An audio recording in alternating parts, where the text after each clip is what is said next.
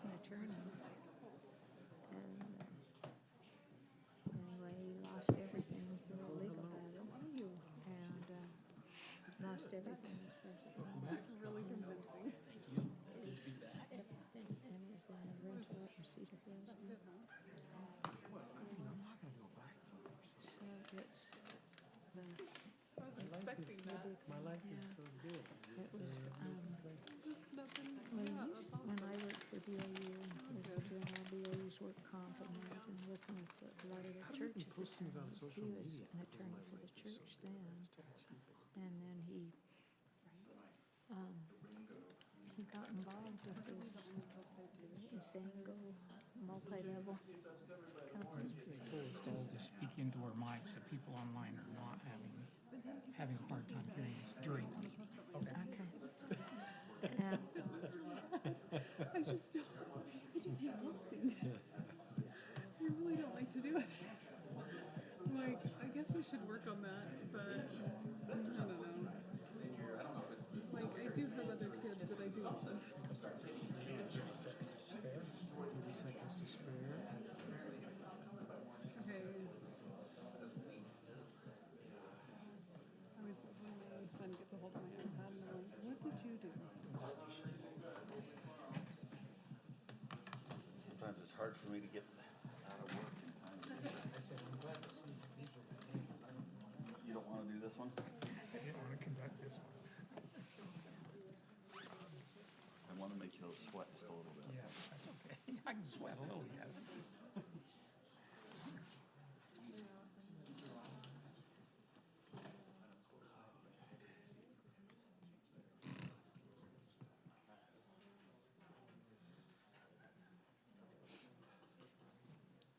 Well, do I have any volunteers for either the pledge or the? I'll say that. Okay. Do the prayer for me.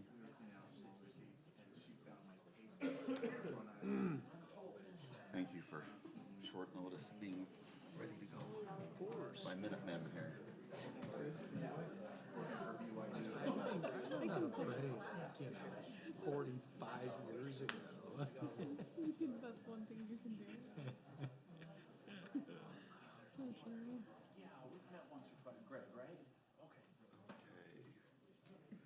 Trying to get everything that, all the changes. You know, there's two. There's the Vineland one, but then there's the one that's down there at 800 West. Yeah, I did. That's the residential.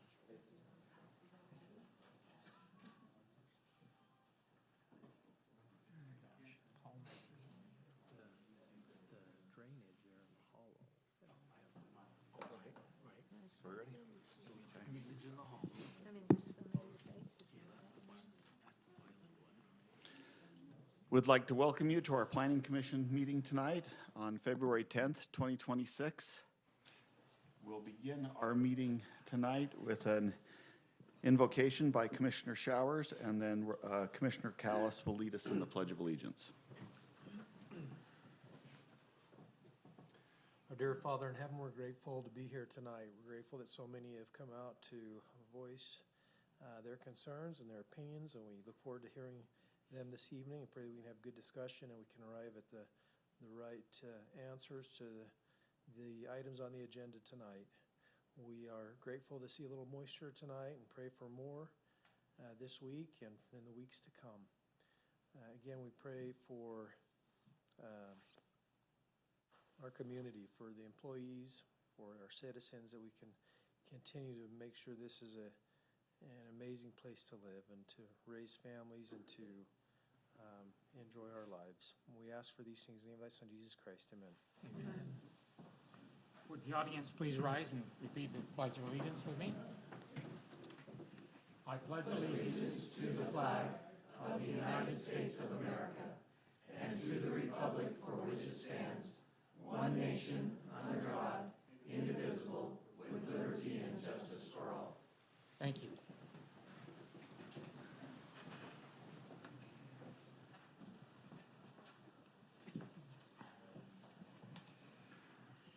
We'll begin tonight with an audible roll call of the commissioners. Sharon Call. Here. Mike Marchbanks is excused, I believe. I know. Rob Callis. Here. Steve Johnson, here. Scott Thompson. Here.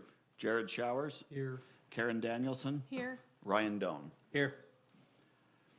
The next item on our agenda is approval of the minutes from our meeting on January 13th, 2026.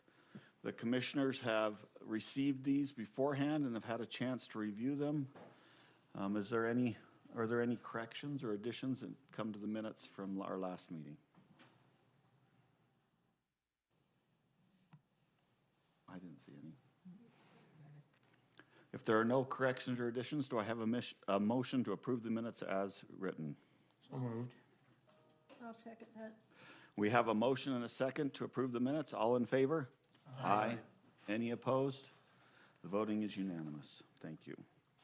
The next item on our agenda is item 3. This is a time for public comment.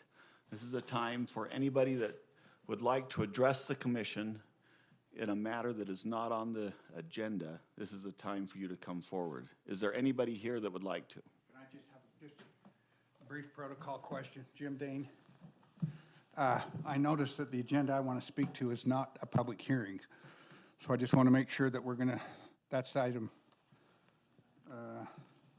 the Byland Farms Phase 2. So I'm just hoping there'll be, I know there are others here, I'm hoping there'll be time allowed there, or do we need to make our comment about that now?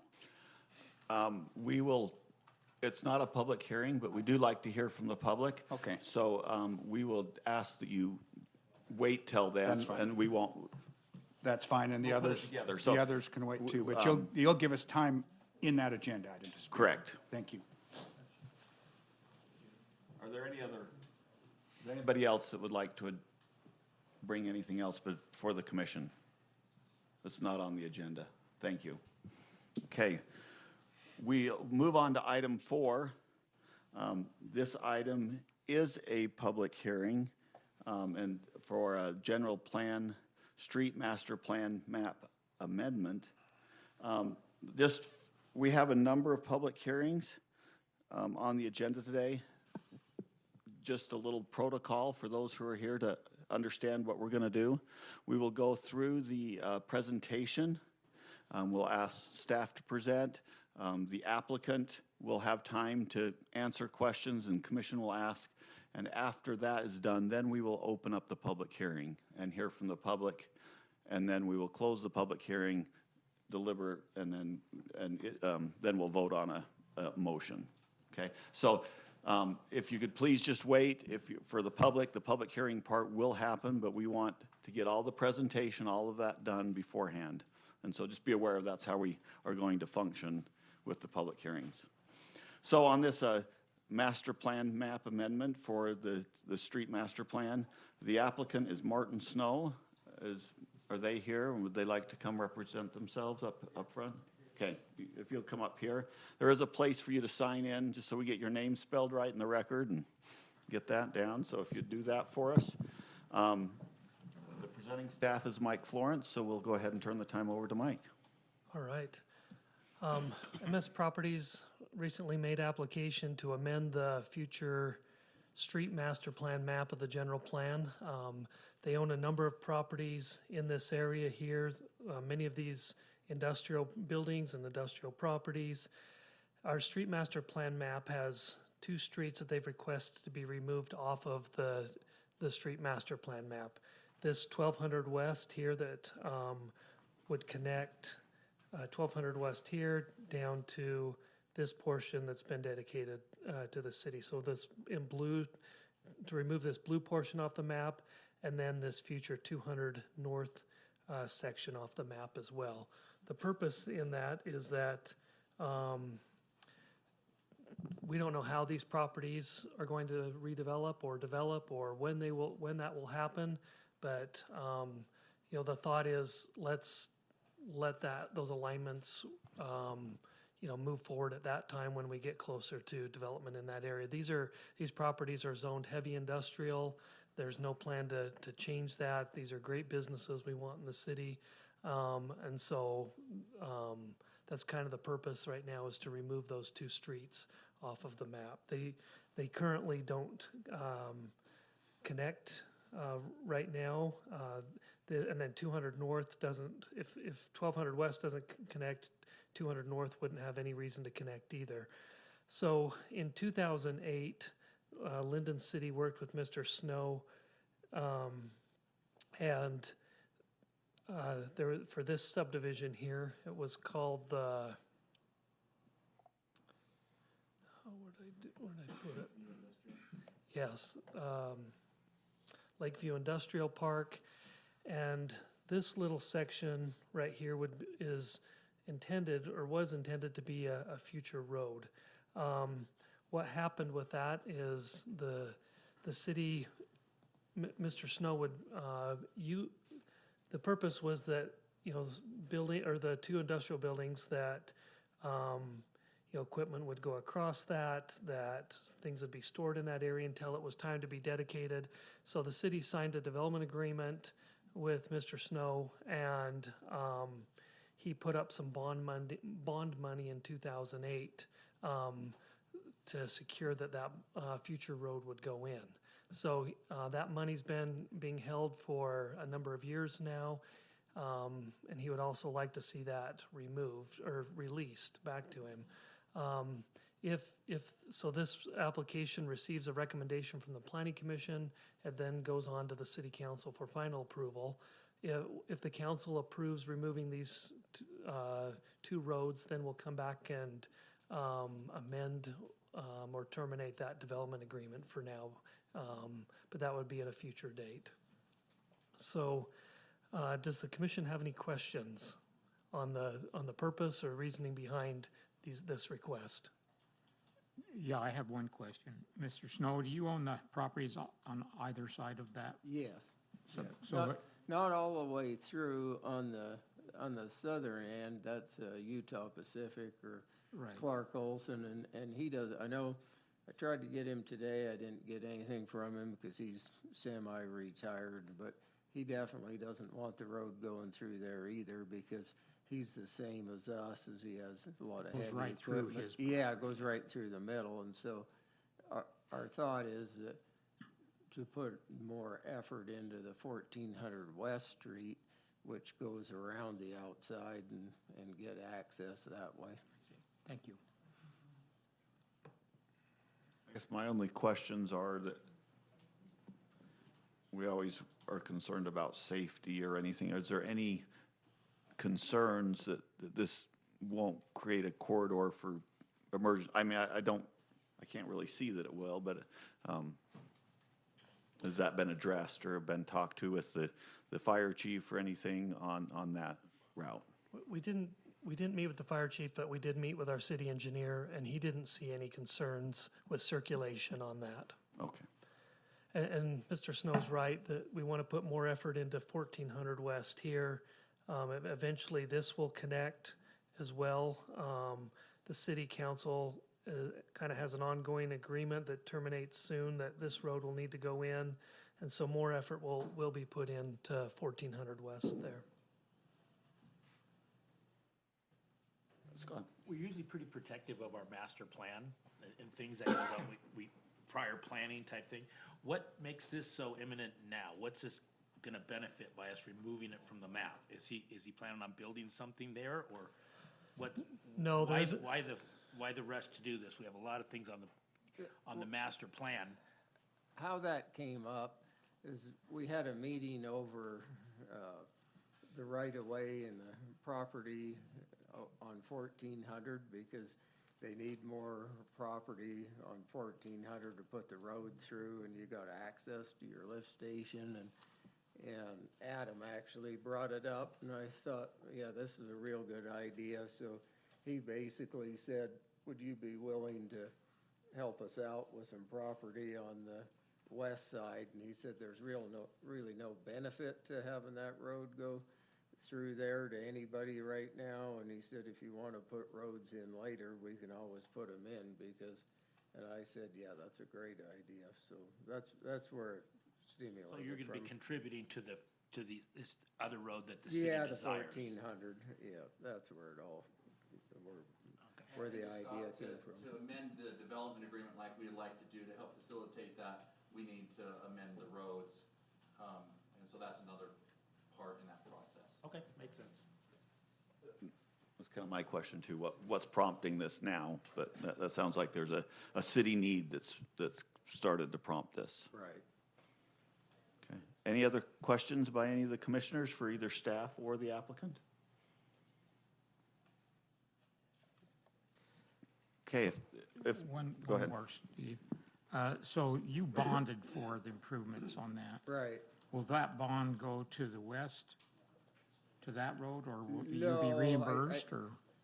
The road's pretty much already there in the west, Is it? but it's not really wide enough and it needs more property for it, so that'll come back, but I think I'll pursue doing the road through our portion.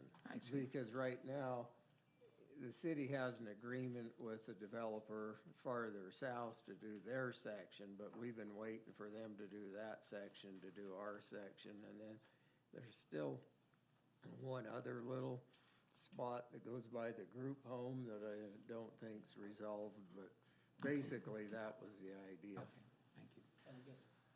With that bond, it's a 2008 bond. I'm assuming since construction costs have risen, there's no way that 2008 bond would build this road that we're talking about? No. Not even close? no, Not even close, right? Okay, so it's not like we're giving up anything here, okay? A follow-up question on the fire department and just how, so this would create a large area in the industrial area with no road access, and it would just be private industrial. How does that work with the fire or emergency services needing to get in there? Do they just use whatever's on the private property to get in? Yeah, that, they would just continue that, because there's not really roads now, and so they will just continue to use that private areas. Yep. Okay. Any other questions or comments by the commission, the applicant? Okay, so now it's time, we'll open the public hearing. If I have a motion to open the public hearing? I'll make a motion to open public hearing. I'll second that.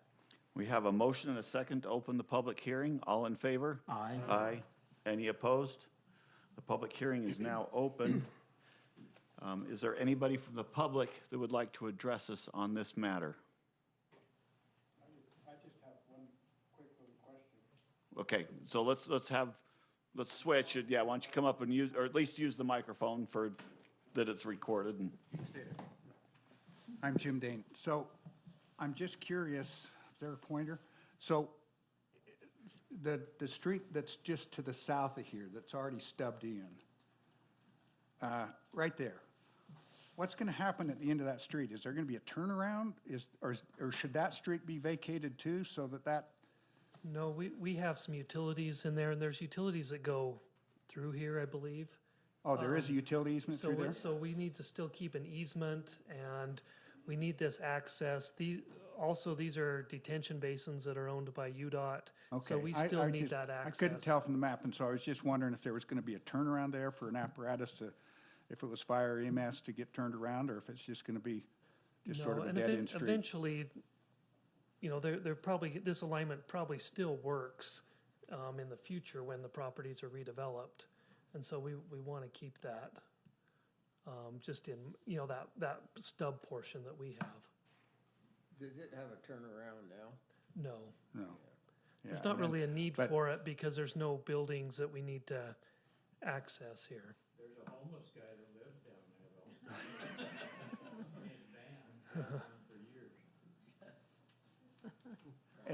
Anyway, I was just sort of wondering what was gonna happen to that street. Up on the other end, it looks pretty clear. There's a street in and a street out, but, so you're saying that this street, even though we're gonna vacate it on the master plan, it may go in someday? Well, I mean, it just makes sense that when these are all redeveloped or developed, if 1200 West is here, we've got a stub, at some point it'll probably go through there, but. There'll be roads in there, but they'll develop as the development comes in. correct, but what, and why would we vacate it if it's gonna happen eventually? Not in that location. Oh, and, It- okay. but- Yeah, but we'll have I mean, roads it, through there. maybe it comes up and comes over Oh, or okay. whatever, But if, but. and at that time, the utilities would be moved at that time then too, if there's utilities going, are there utilities going all the way through there? No, the only utilities that are in there go between my buildings, and we put those in before we pave the road, just Okay, for all right. planning. And then the city actually has a problem with a drainage line that goes through there, but there's no easement for it, and it's kind of stuck in the middle of. So it's just a the property. prescriptive easement? Yeah, well, it isn't even that. It got put in there a long time ago, and it clogs up once in a while, but I think it's now routed around mostly to the west, and it wasn't big enough. It was like a 14-inch pipe that wouldn't take any storm drain water. Okay, Thanks. thank you. Thank you. Anybody else from the public that would like to address us? Hearing no other comments, I would call for a motion to close the public hearing. I'll make that same motion to close the public hearing. I'll second it. I have a motion and a second to close the public hearing. All in favor? Aye. Any opposed? The public hearing is now closed with a unanimous vote. So, any other comments or questions for us to discuss amongst ourselves as a commission on this item? I think it sounds reasonable to what Mr. Snow's requesting, especially if we can develop in the future if we need. Well, and also where it sounds like this was initiated by the city, Right, right. so, for the needs of the city. Right, if it's to the, right now what the city needs is the one to the west. It goes, and it's also a little buffer between Ivory and getting in the backside, so. And I guess just for procedure, all this does is recommend, we're gonna recommend it to the city council. They'll be the one that'll do the final approval. And then any release of the development agreement, I don't know if that's, the releases come to us too, or does that go just directly to the city council? It probably comes to you. We'll check on that, but more than likely it'll come to you. So that will be the procedure. So if there's no other discussion, I would call for a motion for a recommendation to the city council. I'll make a motion. I move to recommend approval of ordinance 2026-02-0 to amend the Lindon City General Plan, Street Master Plan map with the following conditions. Number one, all items of the staff report. I'll second that motion. I have a motion and a second. All in favor? Aye. Any opposed?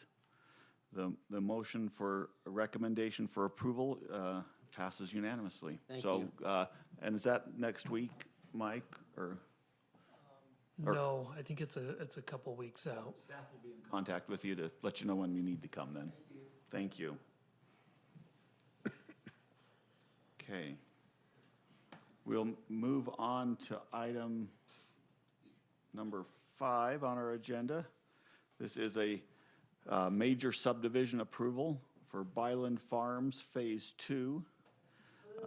The applicant is Jeremiah Larson, and if the applicant would like to come up and take their seat so we can ask questions. The presenting staff is, are you going to present, Matt? I'm Mike? going to present, yes. We'll have Mike Florence present.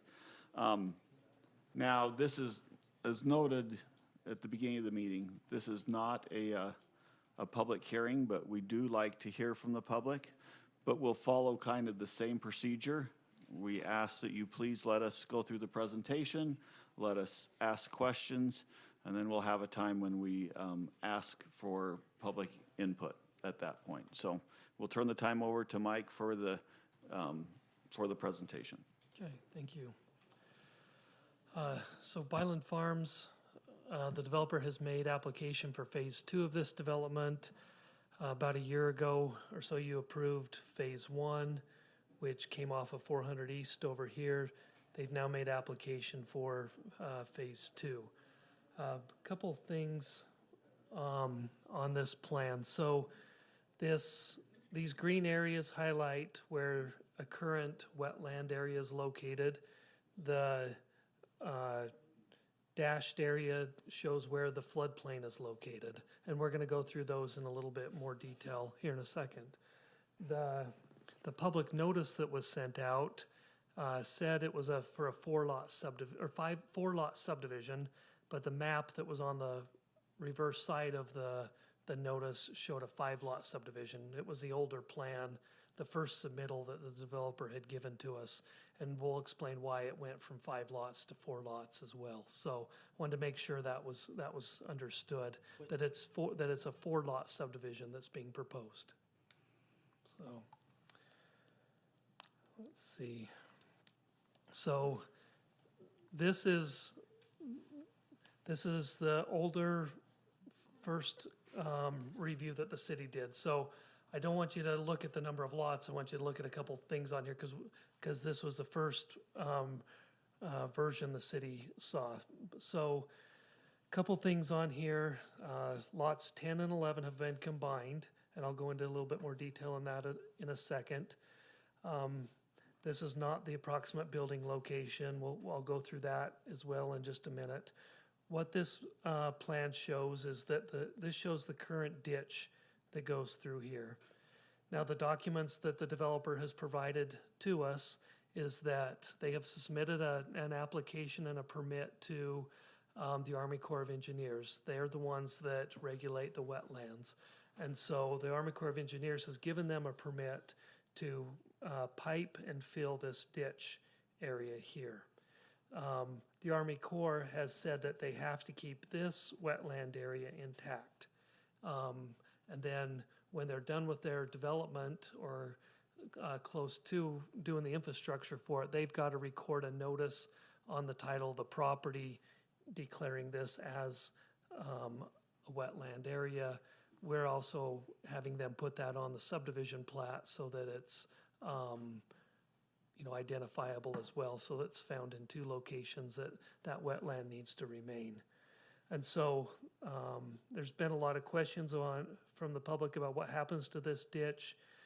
The Army Corps has, again, issued a permit to allow that to be piped and filled in that area.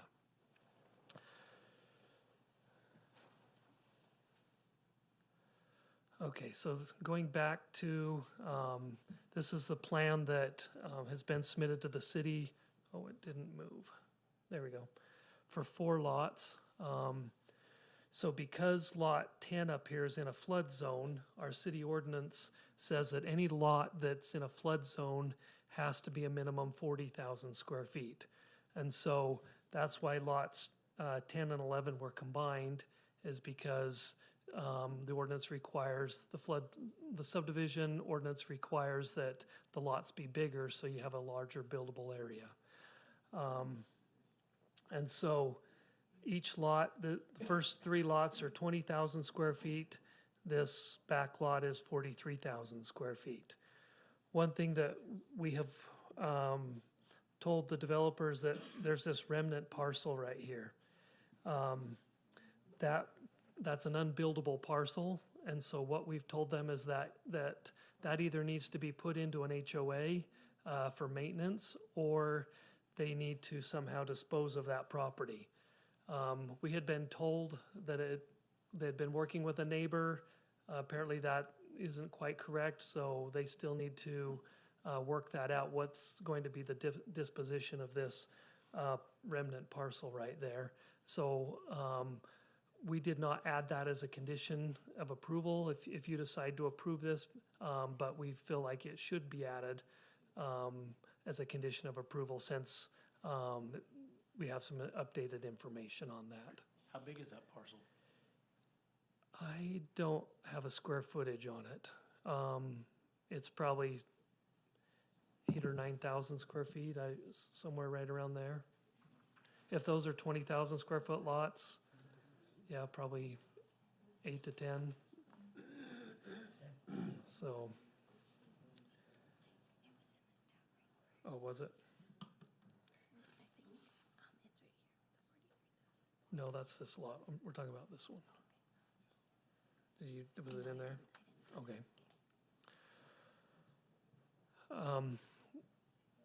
So Hollow Lane will be accessed off of 200 North.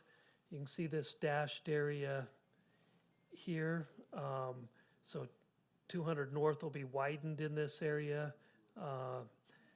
You're gonna hear some comments tonight about the west end of 200 North, and it is narrow.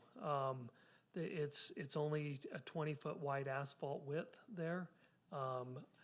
Portions to the east are widened in that area where new homes have gone in and curb and gutters gone in.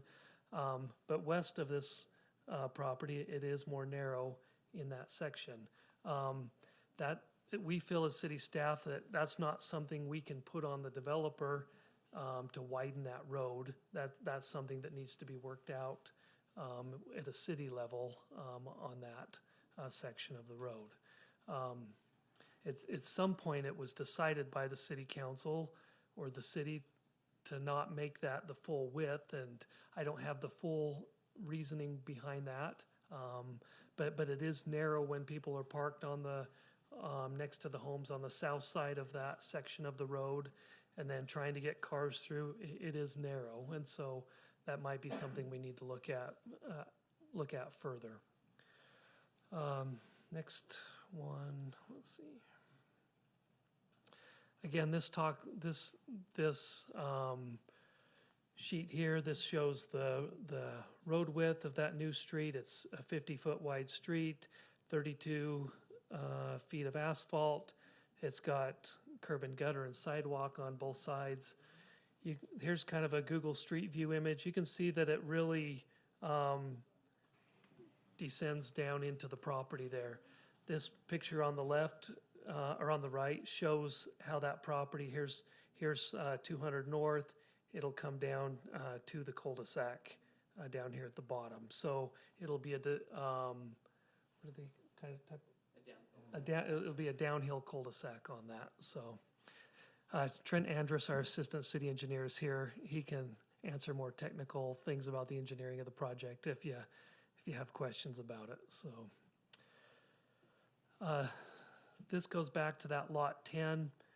This shows how the lot has been increased again above that 40,000 square feet.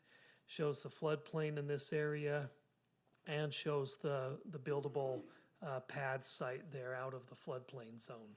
So we asked them to put this together to make sure this could be a buildable lot, or how they would be above the floodplain zone. And so this shows that it is a buildable lot in that area.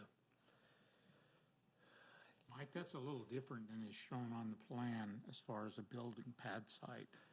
Yeah, on this one? Yeah. Yeah, don't use this one. This was the first. That was the first one. Yeah, that was the very first that was submitted to the city before they combined the two lots. Okay.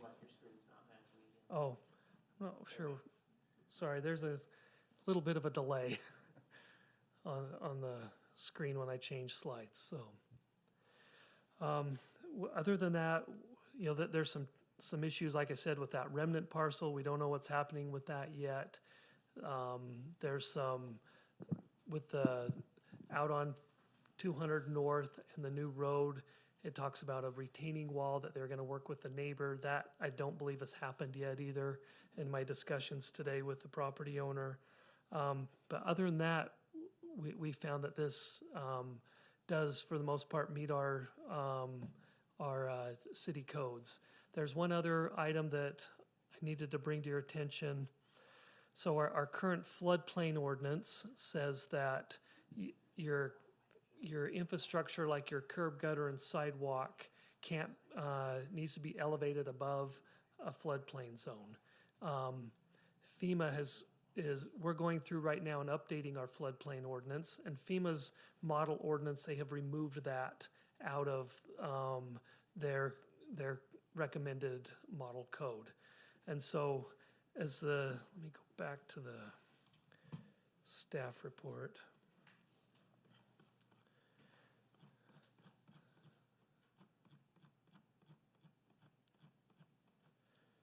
So as a condition of approval, we put public infrastructure improvements in the flood zone are contingent upon the planning commission and city council amending 1762, the flood damage prevention ordinance. And so if the council and the planning commission don't approve the updated floodplain ordinance, then the developer will need to figure out, you know, how to increase the height of that road and that, you know, the infrastructure there. So, am I missing anything, Brian? Okay. Do you have any questions for us?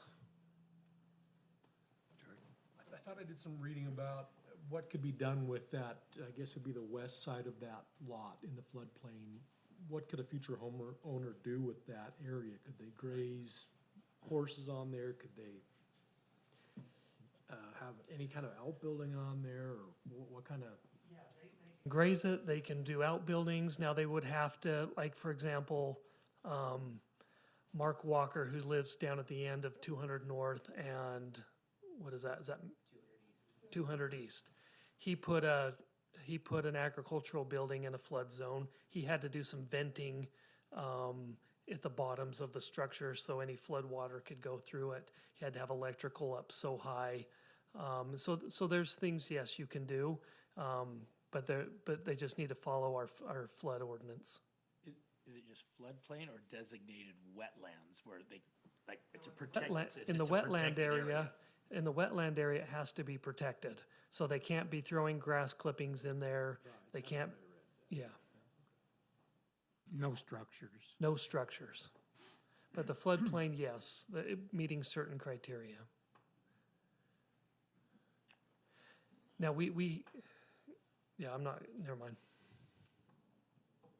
I don't know how boggy that area gets, because I've never walked through there, but is there some efforts are gonna be made to pipe some of that water to redirect it, or that was part of the permitting, right? Yeah, so there's a culvert coming out of the park, natural spring that's existing.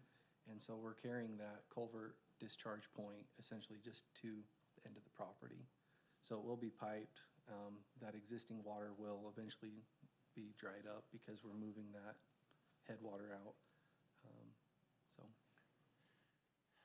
So if the Army Corps of Engineer has issued this permit to pipe it, they've issued the permit, they're in charge, we don't have control over that. That's done, right? That's correct. The city has no ability to say no to a permit that they're in charge of. As far as I understand, yes. Okay. I have a question on your comment that you just made. Make that comment again about the water would eventually disappear? Well, because as of right now, there's a canal and there's percolation from that discharge coming through the canal and kind of wetting the area. When you pipe it to the end of the road, any of that water that was expected up to that exit point is going to be removed from being supplied to that location. So essentially, we're just moving the water down to the property. The water's going to continue to the next Water will property. continue. And continue over. I Sorry, wanted to I see what understand if mean. you were saying it would disappear. It would disappear from our section Okay. that's being piped. Other questions for staff or the applicant? I just had one from previously on on phase one, you had a flag lot. It looks like that flag lot's been removed. Yes. Okay. Yep.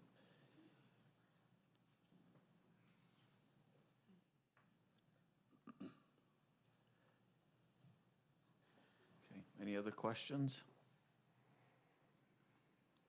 Do we know how much of that wetland area in the top corner of the lot is fed actually by the stream that comes through there? So we had a biologist come out and a wetland specialist come out and do a pretty in-depth study along with endangered species specialists, went and did observations, endangered plants, everything kind of, we went through the Army Corps required. And so the water for that upper section in the corner is, from their description, being fed from the natural spring up towards the park that's coming down to it. It's not being fed from our section of the culvert. Of wetland culvert, correct.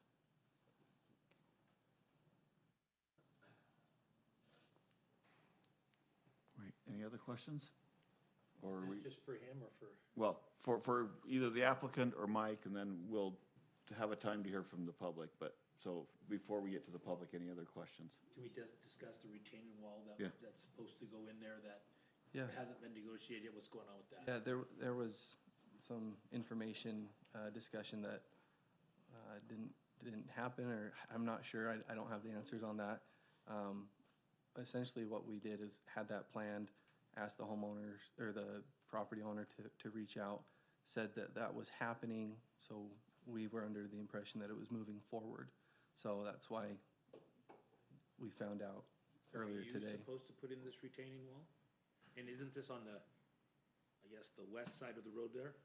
Yeah, this is hard to see, but it's right here where this number 7 is located. Right on the Yeah, there's a property small boundary. retaining wall right here. So is that your responsibility or the homeowner's responsibility? That would be the developer's responsibility to install, To install that? yeah. Pending the, agreement with the neighbors. Jeremiah, could you just explain your relationship? I'm not sure Yeah. everybody understands. Appreciate it. Your relationship My to name's the Jeremiah. I'm with Avenue Consultants. We're a company hired to help with developments and civil engineering projects. I am an owner's representative in this case. Thank you. Back to this leftover parcel, what is it that you want to see happen with that? I think we need to spend a little time on. Yeah, so, on that. like Mike said, we can either do an HOA option, setting up an HOA to have that maintained, or it could be dedicated, gifted, to a property, on that boundary. To the west of it. Yeah, it could go to the Lupuses, it could go to the Gels. It would carry the utility and drainage easement that's existing on it and would be utilized. Was there intent to already have an HOA for phase 1 and phase 2? Not for phase 1. I'm not sure the intent of phase 2. It was kind of option set up for the end developer. So it'd be easier to deed it over to someone Correct. rather than setting up that HOA to deal Correct. with that. Yes.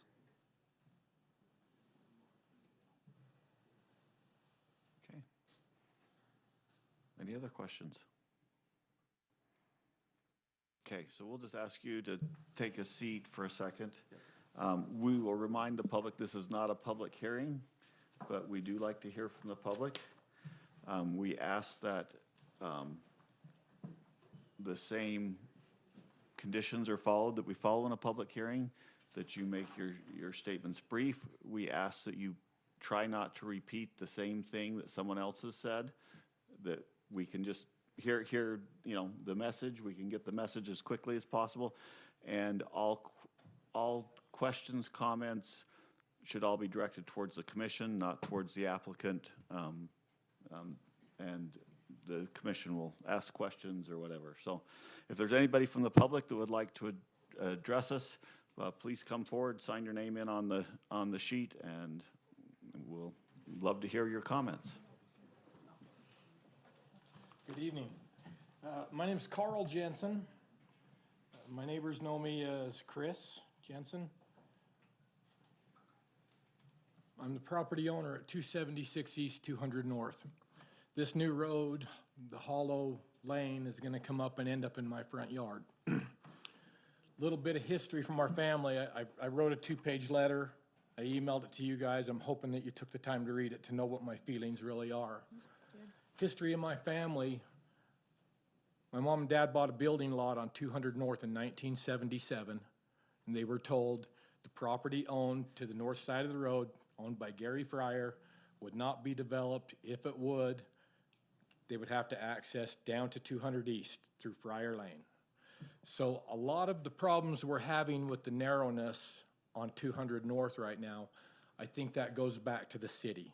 The cities should have stepped up when Gary Fryer was selling his property and bought that, widened the road. Road should have been widened a long time ago. 200 North can't handle that much traffic. It was designed as a half street, 12 half-acre building lots, 12 residences. Right now, we are currently servicing 16 residences off that road. The 17th, Mark Walker's property exits onto 200 East already. I really don't think if you put 4 more building lots there, you're gonna be adding 8 to 12 cars per day that you're gonna add to that narrow, unsafe road. There's a lot of safety issues. You've mentioned before, you're big on safety. There's a lot of safety issues on that road. It sounds like my other concerns about the wetlands, the floodplains, they have been addressed. As I watched the meeting from a year ago, when they approved Phase 1, the guy from the city, Britton, I believe, that was running things, Britton said at one point in time, Phase 1 was designed and had a road come down Byland Lane, turn south and connect with 200 North. But they took it out because the public didn't want it coming into 200 North because it was already too busy of a street. Is there room to put a road for these 4 building lots right back up Byland Lane onto 400 East, which is a much wider and safer road, better designed for this? That would be my biggest question right now. Okay, thank you. So, yeah, Probably have to sacrifice the lot 10. Mike, could you help us see that real quick? And if you can wait just a second, we'll try to visualize this real quick, what he's asking here.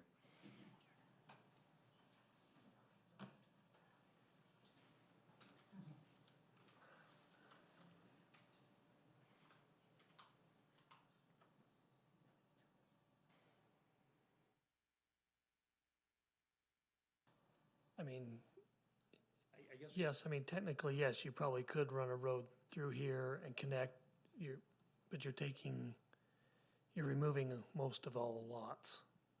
And could you just zoom out a little bit or show me the concern where this road and the cars are and?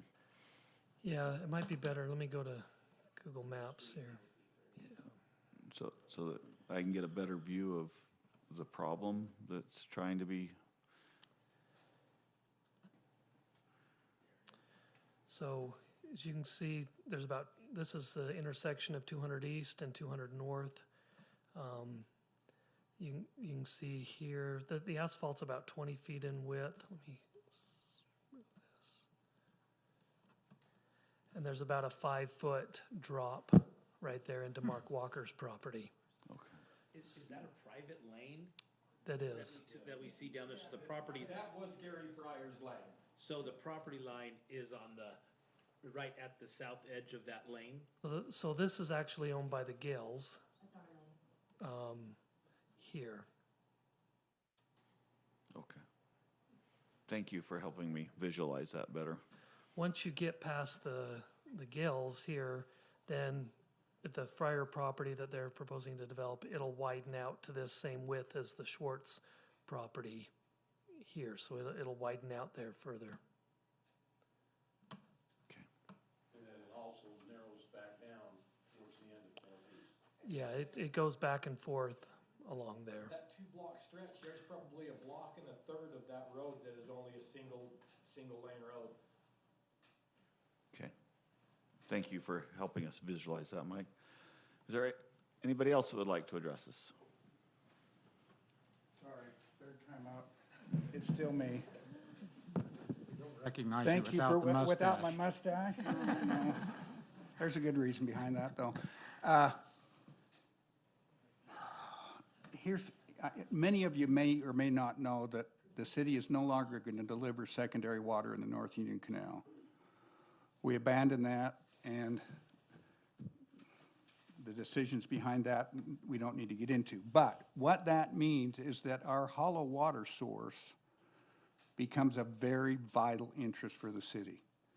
And I understand what the Corps is saying about piping that, but I've lived on that corner for 50 years, and when before that was Fryer Park, or before that was Hollow Park, all of those springs started up in that area. They came in there, they're collected in that pipe now, but they continued to percolate up all the way through that waterway, clear down to where the water starts to collect that you can visually see now. Even though it looks dry now, I really believe that there's some water sources there that might be compromised if we allow them to pipe that. So I would just express my concern about that. And then I would just ask one additional question, and just for my own knowledge, I'm sure there's an answer to this, but when you're in a floodplain, and they say that you can build over here, does that allow you to build a basement, which would now be below the floodplain? So in this area, FEMA has done not a very good job of determining what the base flood elevation is. So they have designated a lot of areas in Lindon as a floodplain, but without giving us a base flood elevation. And so what that requires is on the developer or the homeowner is they've got to do more flood analysis with an engineer to determine either what the base flood elevation is, or work with FEMA on what they call letter of map amendment or letter of map revision and determine some elevations off of that. And so it depends, I guess. We would have to have more information about the floodplain and the flood elevations before we could determine if a basement could go in. And I guess what I'm saying is if there's still questions like that out there, it would seem premature to approve this before we could ever have that done. And then the other thing that you suggested is that maybe the city's gonna redefine their floodplain, and if that's the case, well, it's not, what was it you said, that they might have to raise the height of that cul-de-sac if the city didn't? So we're proposing, we're putting together an updated floodplain ordinance. Okay, the And floodplain so ordinance. regarding, and the section we're dealing with is, our current ordinance says that like curb, gutter, and sidewalk can't be in a floodplain. Okay. FEMA's now taken that out, so we'll be considering that with the planning commission and council, if that's what we want as well. Well, I guess again, I would say, is it premature to approve this before the city's made a decision on that? Those are my questions. Thank you. Can I ask a Yeah, question? please. To me, Rob? Yes. Is there actually ownership of a canal company in that hollow? There's a hollow water canal company that Lindon City owns shares in it. There are many downstream users that own shares in it. There's a president of that company. I don't know if they're here tonight.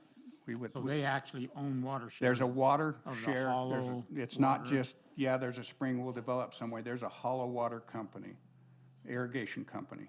Hollow water and Cobley Ditch are becoming the two primary sources we're gonna go to make up for the shortfall. I mean, I guess it depends on who you ask. If you ask a person that owns a water share, it's pretty Right.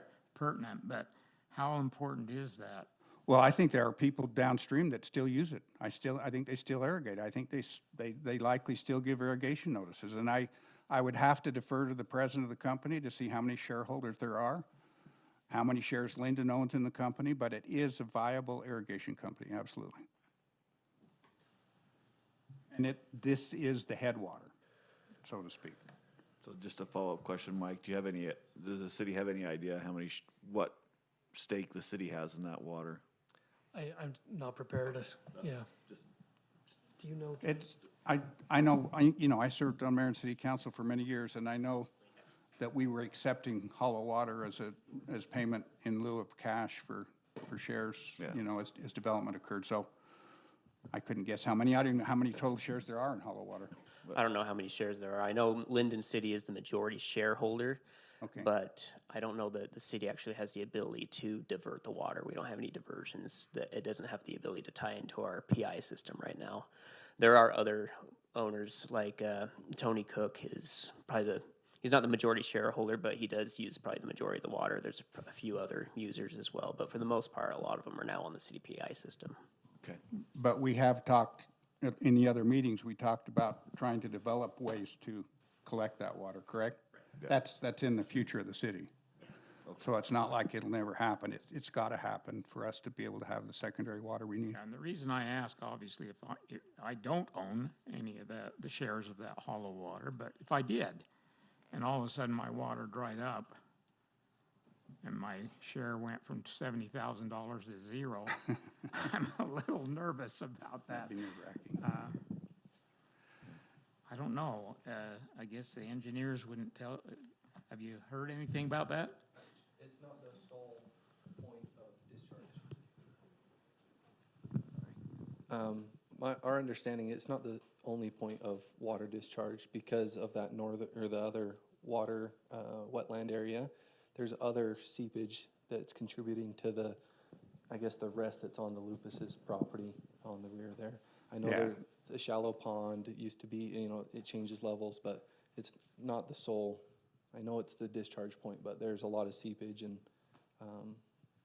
uplift from that stream. Okay, thank you. It's not the sole, but I've seen, in the time I've lived there, I've seen water coming out of that pipe that's coming out of the Hollow Park, just full almost. And that's probably a 14, 16-inch pipe coming under there. So it does have the ability to generate a lot of water in a wet year. Don't go look this year. And can I just say thanks, all of you? I've been there before, and I appreciate the time you take, and thank you for giving us time to speak and hear us. This is truly the beautiful part of democracy, isn't it, to be able to come in here and speak. So thank you all. Thank you.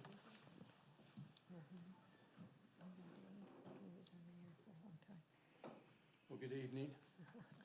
My name is Greg Lupus. I am a property owner on the west side of this proposed development.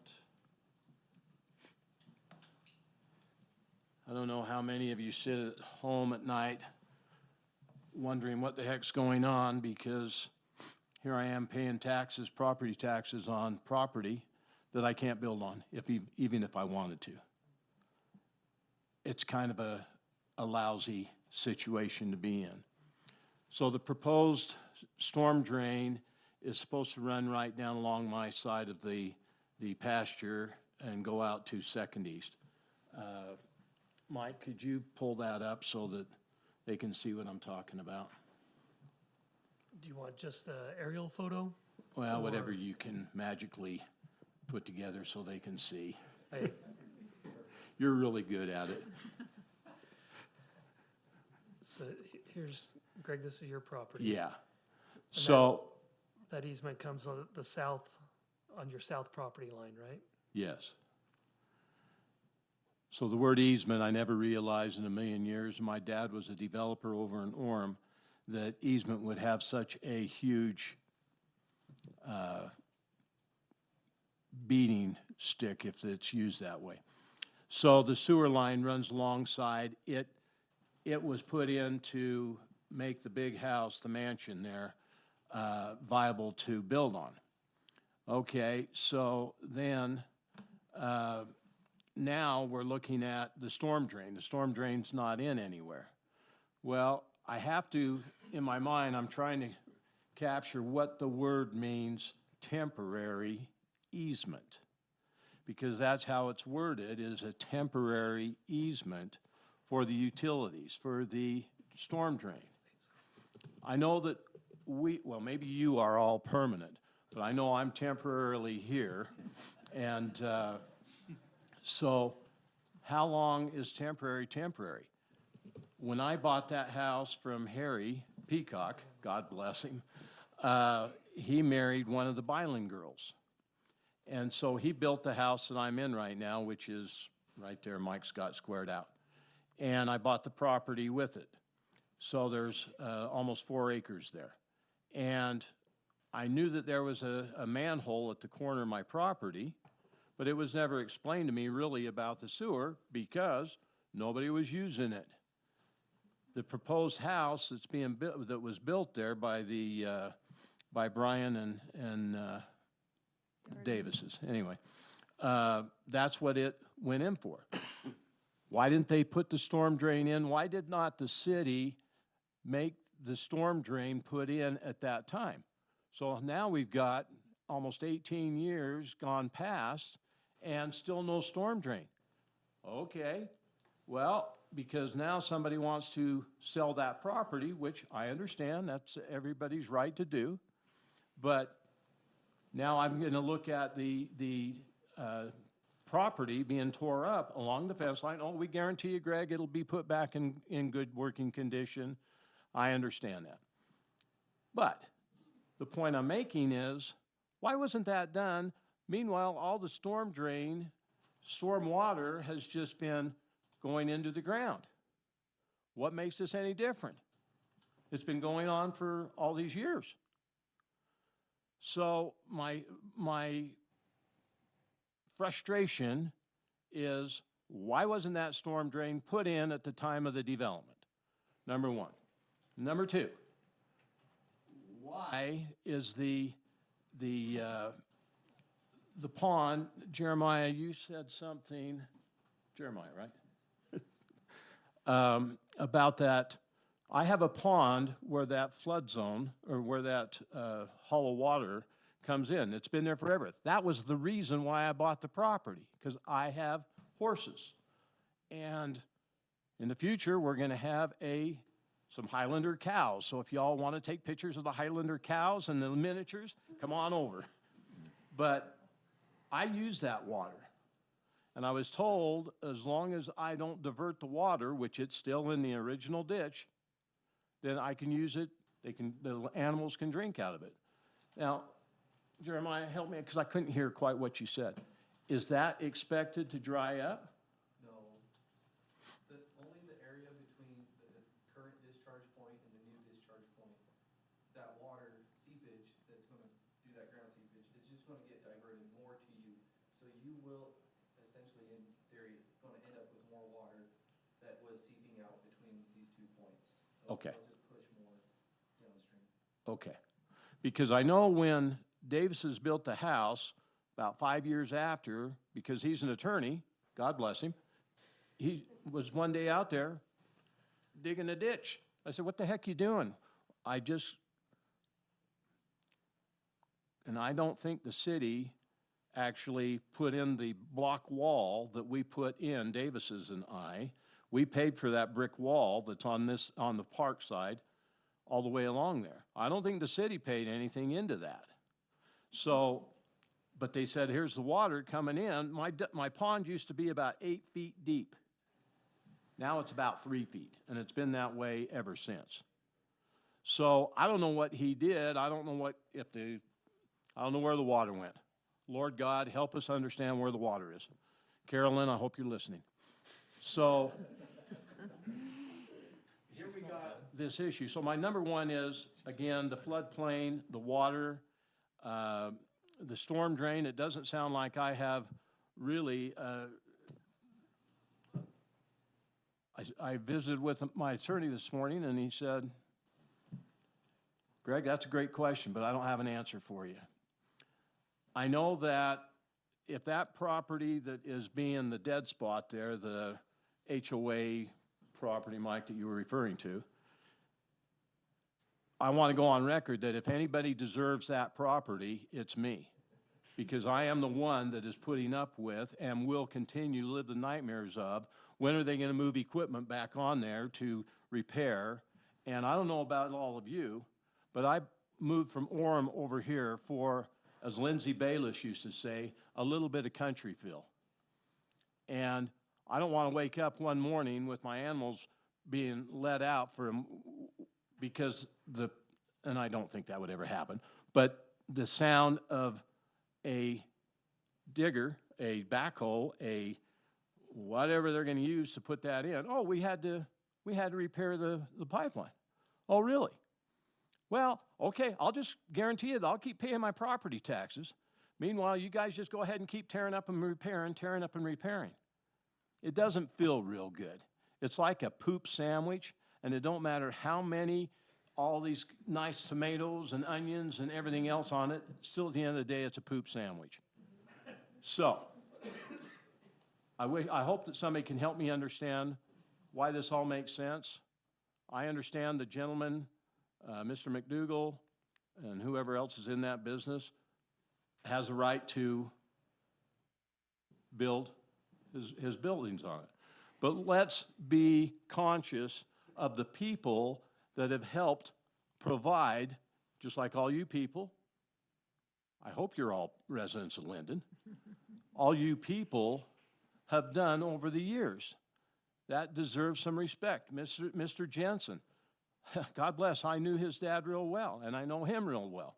And to watch the cars coming up and shining in his front room, and it's coming in off that street, and then he's got to have to back out. Today was a perfect example. I was up a little bit further talking to one of the neighbors that couldn't be here tonight, and there was a truck, air conditioning and heating truck, trying to work on the house up, further up 200. And cars couldn't get by.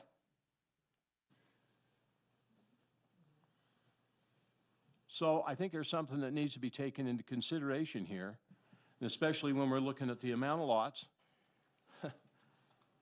2 cars for each family, I'm sure. And then when the kids come in, and now we got all these cars. And I talked with Mark Walker, and he was appalled. I called him, he's on a mission, God bless him. And he said, they wouldn't even let me build my house down there because of the floodplain as well as the wetlands. So, and we've got curb and gutter, curb and gutter. Isn't there a city ordinance that says once you develop your property twice, on the 3rd time you are known as a developer, and as a developer you are responsible to put in all the curb and gutter and sidewalk and all the pipes and everything else? Is that still not a ruling? They do have to put in the curb, gutter, and sidewalk, but they're putting it on that new road and in front of their property out there on 200 North. But Michael, that's great, thank you. Yeah, but we can't require, there's not a direct link to these 4 homes in requiring that they have to do all the additional infrastructure, all the way out to 200 North, or 200 East. But he bought the Fryer property so that he could use an ingress or egress or make some, however, whatever his mind was. The developer needs to put curb and gutter. I mean, right now, you got curb and gutter and sidewalk in 3 different locations along that street. And they will be putting it in front of this lot right here, just like it in front of the Schwartz home. So it'll go along the frontage there. They'll be widening the street, adding the curb, gutter, and sidewalk there. So again, once it gets to... But only right there. And on Right their there. new road, yes. Wow. Well, okay. I don't know if I have anything else to say. I'm sure my charming little wife will. I have a question for Greg. Yes, sir. They're gonna widen this temporary easement through your property. How much property is this gonna cost you that you'll never be able to build on for this temporary thing that Harry signed? About 1/3 of an acre. About 1/3 of an acre. At building lot prices in Lindon, isn't that a couple $100,000, $250,000? On the low side, yes. 300,000? I mean, I don't think we're doing things right with how this is going.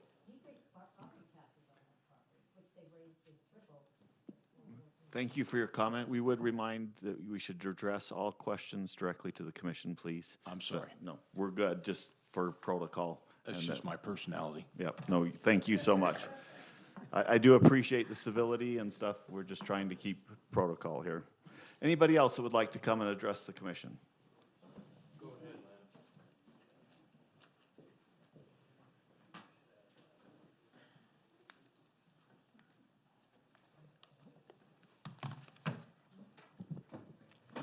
Well, I want to represent the neighborhood on the west end of 200 North, which you mentioned maybe you'd be widening the road somehow or supporting the road somehow so it doesn't just fall off the edge like it is now. It's a narrow 20 feet, that's it. And I mean, we do not park on the street.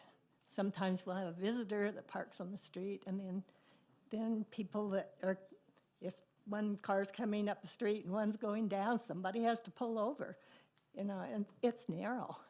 And so I'm just concerned about what the city's going to do when we have 4 more houses there. I mean, that's a lot more cars, or could be a lot more cars. And I know you've thought about it, because at least you know it's narrow down there.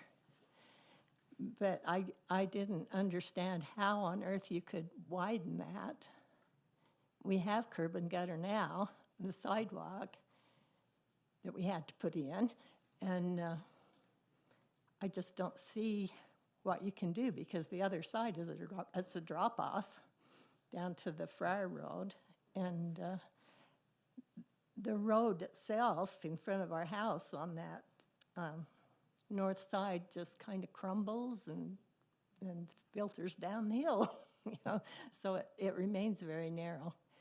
And I don't know, I guess my question is, has the city considered how they're going to address that? That would be staff's question. Yeah, that'd be a question for staff, but maybe I'll ask a question along with that. Has there been, I mean, we hear lots and lots of concerns about traffic. It's almost every time there's a development, we hear the concerns about traffic. And I know a lot of times we are told that this road is made to hold X, you know, I mean, even though the residents think it's gonna be super busy, it's made to, is there anything on that? Would this road's ability or capacity? What I would say is adding 4 homes onto a residential street, as far as from a capacity standpoint, it's not gonna make a difference in the grand scheme of things. I would say on paper, 20 feet, on paper, that's just enough for 2 cars to go by each other. In practice, yeah, it's pretty tight. The city at this point doesn't have any plans, but it sure seems like we need to make some, doesn't it? So that's going to be a discussion I think that we have as staff and with our elected officials to figure out what we can do. We looked at that street view there at the intersection, and you can see one of the challenges there is that grade difference between Mark Walker's driveway and 200 North. We're looking at it looks like a 4 to 5 foot elevation difference. Is that correct? So that's one of the challenges. And then how do you tie in his driveway to the road if we widen the road? Maybe we look at doing like a retaining wall, which isn't, you know, a small expense. So yeah, it's something that probably ought to be addressed, but it's not going to be on the developer, I think. I think, like I said, the 4 houses isn't going to add enough traffic that we have to put that burden on the developer, but it's something I think that the city will have to look at in the future, in the near future, I should say. And I see there that the south curb is not red curb, so if somebody is parked there, then it's less than 20 feet. Yeah, and technically with 20 feet, we shouldn't have be parking on either side. Right, but it's not red curbed in this situation. Right. We may need to look at least putting up signs, but it sounds like we're not parking anyway for the most part, so. Well, we're trying not to. But Yeah. yeah, they do park, you know, They do people park. have to So, park there sometimes. Thank you. I just, you know, looking, I know the addition of the homes is concerning, but sounds like from a professional standpoint, those 4 homes wouldn't push that road over to a non-usable road.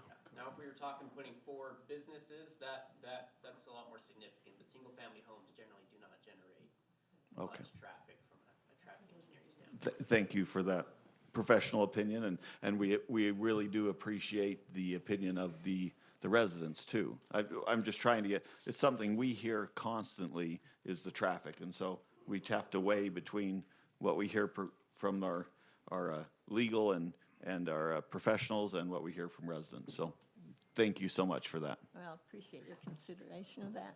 Thank you.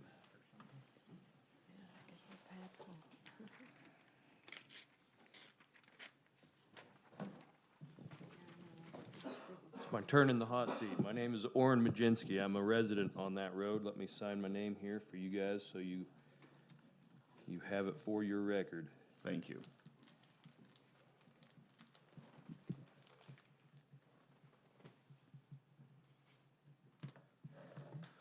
So you guys want some questions. I'd also like to, besides asking some questions, point out some things from just experience. Perfect. That I think that you guys as a city council ought to be aware of and looking at, right? So you don't want things repeated, but I just want to sum up that the concerns that my neighbors on this street have are valid, and I share those same things.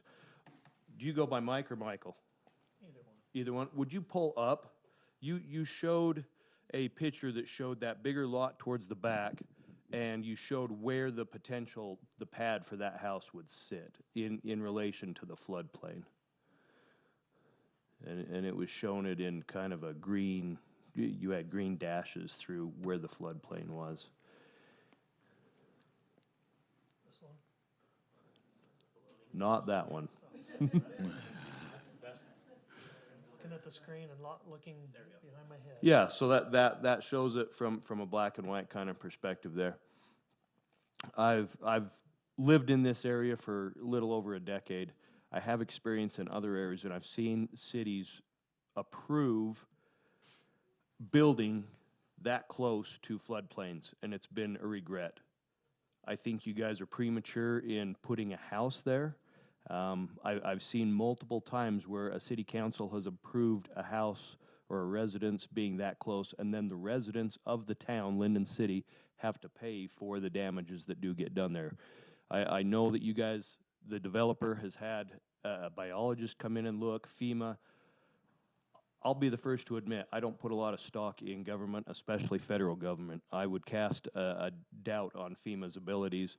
A biologist can be bought to say whatever they can. I have worked for the Utah DWR and the DNR. Thereby, anyway, I don't need to go off there. But I think that, as was brought up, you're too close to a floodplain. The wetland, we live in the second driest state in the nation. Water is at a premium. It also is a value besides or beyond irrigation. That hollow and that spring and that creek that comes down through there is central to a lot of what Lindon people, Lindon residents, hold dear. As Greg mentioned, this motto in this town, this is why I moved here. It's a little bit of country. I come from very country, settled here in this area.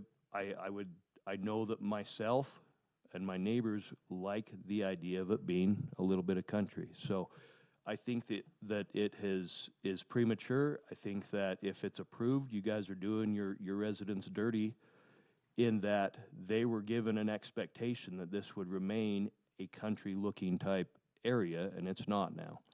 The concerns with the traffic, yeah, I back those up. I actually like it being narrow because it does limit the amount of traffic, but just in conservative numbers, those 4 houses will increase traffic 27% on that road. But I guess my main thing that I want to point out to you guys is that I think that, especially in that backlot area there, that a house should not be going in that close to a floodplain. And we're looking at this. Their biologist, FEMA, has come in a year that is, we're dry. I mean, 2 years ago we had a very wet year, but we're dry.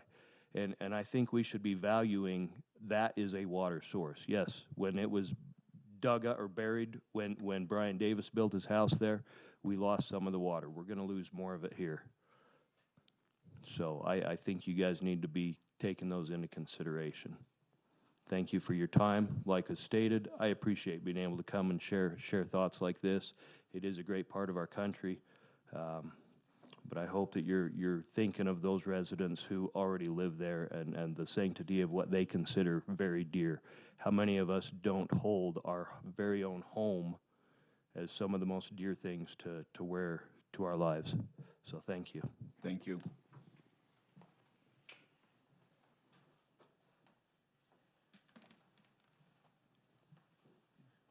Hi, my name's Sean Gale.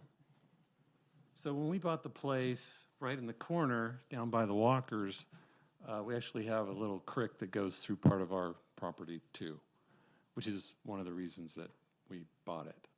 I grew up on a 20 acres with a river on it up in Washington State. And you're kind of talking about like that, you know, we were told we couldn't build down below in the pasture. We could only build up where we did. But now you're going to let someone build there. That doesn't make any sense to me. I'm also concerned about this whole retaining wall thing down the side of the hollow lane. Apparently they told the consultant that they got approval from us, but no one's ever spoken to me. I don't know this person. I think that's pretty concerning that they're telling the city of Lindon that they've got approval from the neighbors when they haven't. agree with everything else. I think if you don't think there's a lot of traffic on the street, then you've never been there. Because I'm always out in my front yard and people are zooming by. It will make it worse. Thank you. Thank you.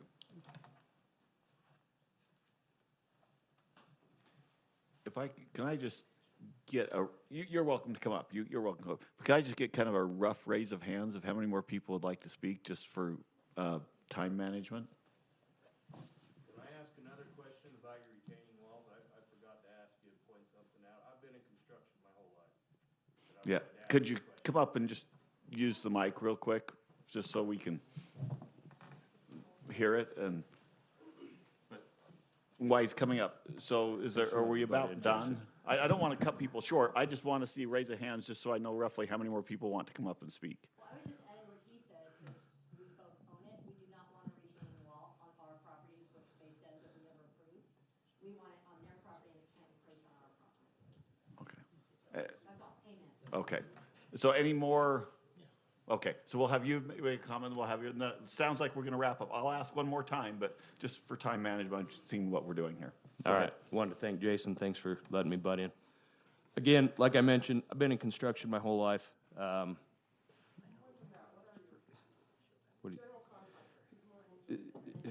General contractor, build houses in Park City, that kind of stuff. But I would ask you, I guess you guys want things phrased in the form of a question, right? We're playing No, Jeopardy. you're just welcome just to. I've heard mention of 3 different retaining walls in 3 different locations in this plan.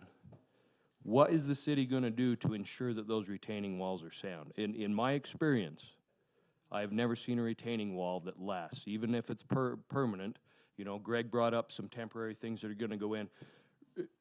A developer is going to come in and do the bare minimum, and retaining walls will not hold. They just, you want a question? I would ask you to point to a retaining wall that does its job. And so you've got 3 of them in this plan that have been mentioned so far. I don't think, I know, you cannot be depending on those retaining walls to do what they say they're going to be doing. So I would ask you to look for an alternative to something like that. Thanks. Thank you.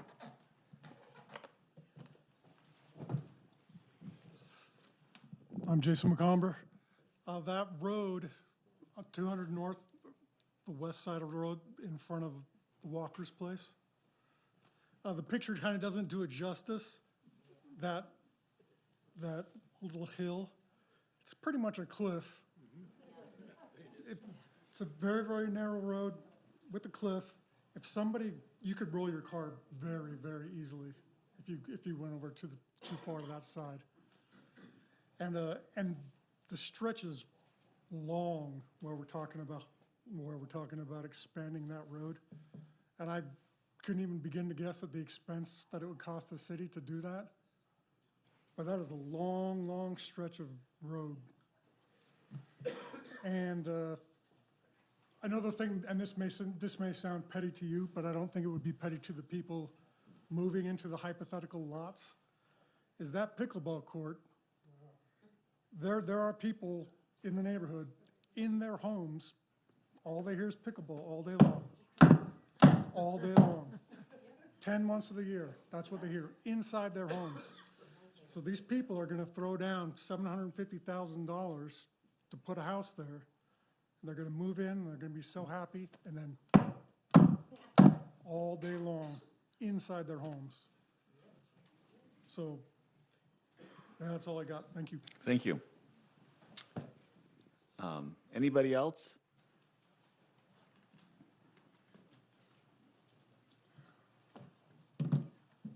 I'm Bill Lewis. I live on that street, and I'm also have been a general contractor.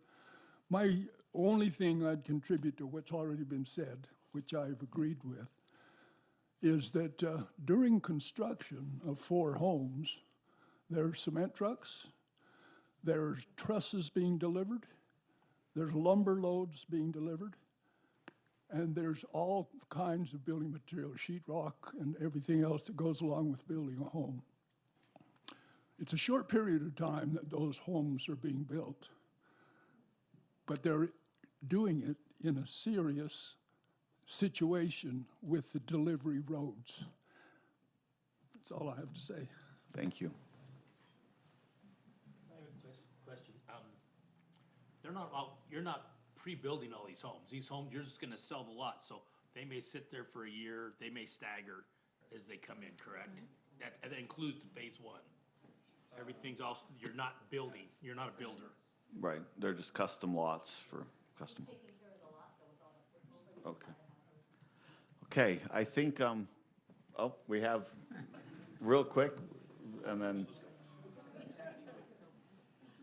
See what Greg has to say before I.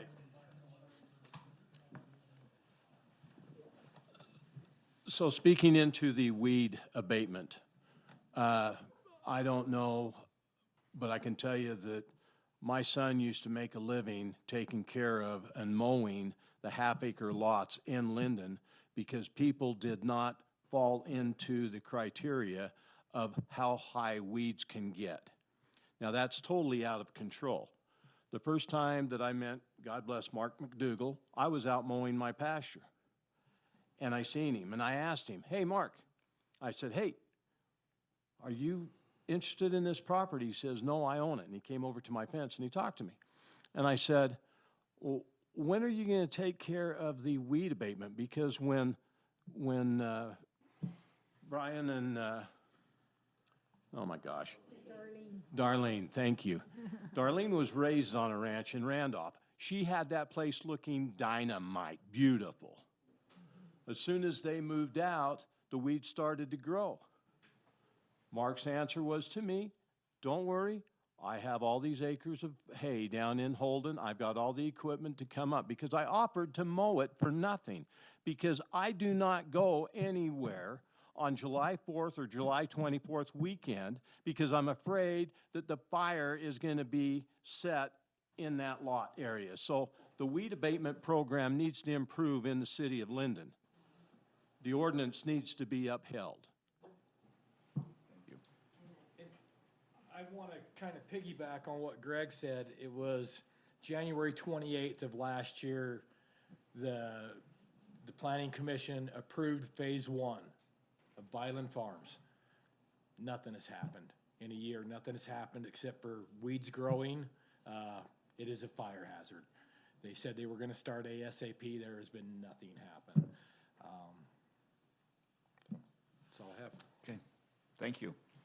I'll give one last call, and then we will bring the discussion back to the Planning Commission. Okay. Couple things as we start our discussion. I just want to reiterate. First, thank you so much for coming. We spent a lot of our meetings, just us at the table, and so we really appreciate people coming to tell us how they feel. Just a little bit of groundwork for what we need to do as a commission and what our role and responsibility is. This is not an administrative, or this is not not administrative, what's the word? A legislative action. So this will not go to the city council. This will be here at the Planning Commission. Our job that we've been appointed by the mayor to do and that we are legally bound to do is to see if this application meets current code of Lindon City. So one is if as we deliberate, we will be using that as our standard. We have our city attorney here. We're grateful for him to be here. We might ask him legal questions on what we can and can't do. But I guess just be aware that our job is to compare this application to the city code and see if it meets it. That's what we've been tasked to do, and we've been, and we can't do anything else, or else we'll be sued. So that's one of the things, just to be aware that that's what we are tasked to do. We are so grateful to hear your comments, and we will consider anything we can do to help abate things or make things better. But our number one job and what we've been appointed to do is to compare this application to city code. So just be aware that that's what we're going to go into our deliberations now, is to talk about and see if this application meets that code. So we'll ask the applicant to come back up in case we have questions as we deliberate, and we will go from there. So fellow commissioners, what questions or comments do we have? Well, I did have one of the neighbors there contact me, and maybe you're aware or not aware, but they were contacted by another interested party who wanted to buy and preserve the entire property for some form of an entertainment venue. Do you have any knowledge of that? I don't have communication with buyers. I'm over planning. Any other neighbors hear anything? Entertainment venue? Yeah, somebody actually, that's when I heard that, that's what I said. I thought, oh my gosh, we need one more event center. Water in slides. Lindon. You know, but yeah, there's somebody did knock on a door. I do. The guys came to my house, the realtor as well as the owner, or the potential buyer. His money was supposed to go hard on the house, just the house and the lot, it's about a half-acre lot. And Dan's his name, and Dan was supposed to have ownership to that house as of February 3rd. He approached my house when I wasn't there, but I was able to listen to the conversation he was having with his realtor and himself to my wife. And what they talked about was totally different than when he talked with me over the phone, because my wife gave him my phone number. And every other word out of his mouth, God bless him, was, I want everything to stay the same. I don't want to change anything. But tell me about the water. Tell me about the, and it was all in regards to the subdivision. I know that Dan works for a company. He lives up in Holiday. He works for a company out of Park City. Somehow the Olympics came up as well, so a venue for the future Olympics. I don't know for sure how, and I'm reading into it a little bit more than what was specifically said. Okay. So I'm not sure, I don't know that. But I know that the Park City company that he works for, I'm sure, is looking for Airbnb, whatever. But from a developer standpoint, I you don't haven't know- heard I don't- anything? I don't know You that. can't confirm or deny that rumor? I don't. Okay. And I got his name, Jeremiah, and We phone can- number if you want it. We can talk about it. Questions or comments? You go ahead, Jerry. Just the comment was made about this retaining wall on the west side of Hollow Lane there. Is that retaining wall gonna be on your property, or is part of it gonna encroach on the So neighboring property? Yeah, there's discussion on that and possibly a future question. Originally, we didn't have planned a sidewalk on that side of the street due to not having any residents over there and potentially a fence to help with privacy within the city code. But then it was requested that we do put a sidewalk in and given the option for a reimbursement post-construction since it was requested essentially from the city. Reasons for mainly maintenance, cutting back on the maintenance requirements from the city. And so, just quick discussion, if there was an HOA, there's a possibility to pull all that onto our property, keep it all within the existing lot and not have to encroach on any neighboring. What's the purpose of it? To retain the sidewalk? Yeah, because the elevation, as you saw, is pretty drastic going across, and we don't have a lot of buffer between our property and the Gales property. And so that change and that slope is a little out of spec for being usable or safe. And so it just would be about 120 feet of linear block wall. But you're saying you only need that if you are putting in the sidewalk? I would have to check my engineers, but it was really close. It probably shrinks that linear footage down from about the 130 feet down. I don't know off the top of my head, but yeah, there was just some discussion about possibly moving that back onto the property, setting up the HOA. And then the city doesn't have to maintain that, so it would possibly remove the request for a sidewalk if it was available. Comments, Mike? Did we wanted the sidewalk on that side? We do, otherwise you've got let me go to our cross-section here. So otherwise, you've got 7 feet of property that is dedicated to the city, where the sidewalk and the 2 feet behind the sidewalk would be. And so we're not gonna maintain that. And so we would rather have sidewalk in there, so we're not constantly maintaining the weeds. And plus, it meets our cross-section. It's required on both sides of the street. So is it not possible to put in the sidewalk and have build the wall on your property? We still have the 2 feet of. So of it buffer. doesn't have to encroach into a neighbor's property? I'd have to consult my engineers to get that detailed dimension, but looking at the cross-section, we have room. I Rob? have a few questions. Go ahead. The comments have brought some questions to my mind. Mike, could you put that plan up there again, showing the proposed lots? Which one? The The site site, plan. that one. Let's see, the one that shows the Gale and the other properties surrounding, let's see. Do you wanna, Like this, site plan I mean, this is a Well, site, to the west. Well, it shows the hollow itself. oh, this one? That'll do. So we've talked about a culvert. I've heard it say that I've heard comments that there's a culvert, and I've heard comments that it will be culverted. Is there a culvert there now that goes a ways up the hollow? I don't know, where are you? From Second describing? East, is that ditch culverted at all? I'm not aware of it. No. And then it daylights into Okay, that green and then area that you free see. flows. With this proposed